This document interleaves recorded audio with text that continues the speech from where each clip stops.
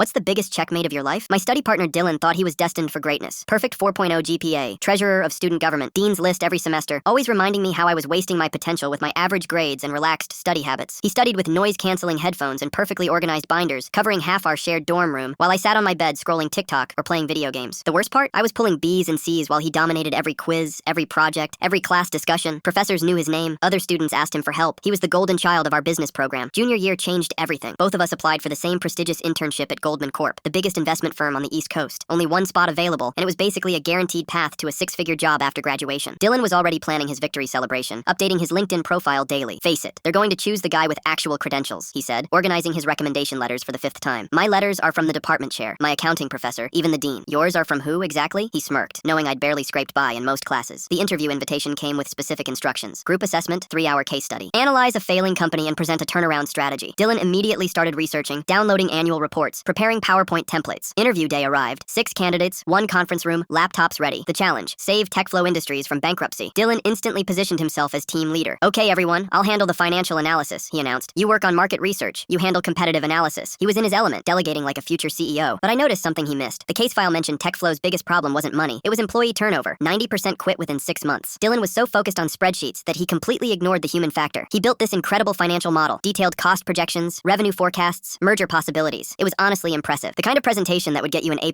in any business class. My approach was completely different. I focused on the people problem everyone else ignored. Simple employee satisfaction survey, retention bonuses, management training programs. Nothing flashy, just practical solutions. Presentation time came. Dylan went first, confidence radiating as he showed his masterpiece. Complex charts, professional graphics, detailed financial projections. The interviewer nodded approvingly. Then they asked the killer question. How do you implement this strategy if you can't keep employees long enough to execute it? Dylan's face went pale. His entire plan required stable staffing. He stammered about hiring incentives and future recruitment, but the damage was done. My turn. I opened my basic presentation. No fancy graphics, no complex models, but it addressed the core issue. Fix the workplace culture first, then worry about finances. Everything else was meaningless without people to do the work. The interviewer smiled. Interesting. You actually identified the root problem. Plot twist came after everyone left. The interviewer was actually Goldman Corp's head of HR, not finance. She'd been evaluating our problem-solving approach the entire time. In business, numbers matter, but people execute the plans, she explained later. Dylan has great technical skills, but he misses the big picture. You might not have the highest GPA, but you understand what really drives success. I got the internship. Dylan got a rejection email that same evening. The guy who'd spent 3 years telling me I wasn't smart enough, who'd made me feel like an academic failure, had just been beaten by someone who looked at the whole problem. He transferred to a different school that summer, didn't even finish our shared lease, just packed his color-coded binders and left without saying goodbye. That internship turned into a full-time offer with a starting salary that made my parents cry happy tears. I'm now a junior analyst at Goldman Corp, working directly with the HR department on employee retention strategies. Dylan, last I heard through mutual friends, is still struggling to find entry-level positions because he keeps overcomplicating simple problems and missing obvious solutions.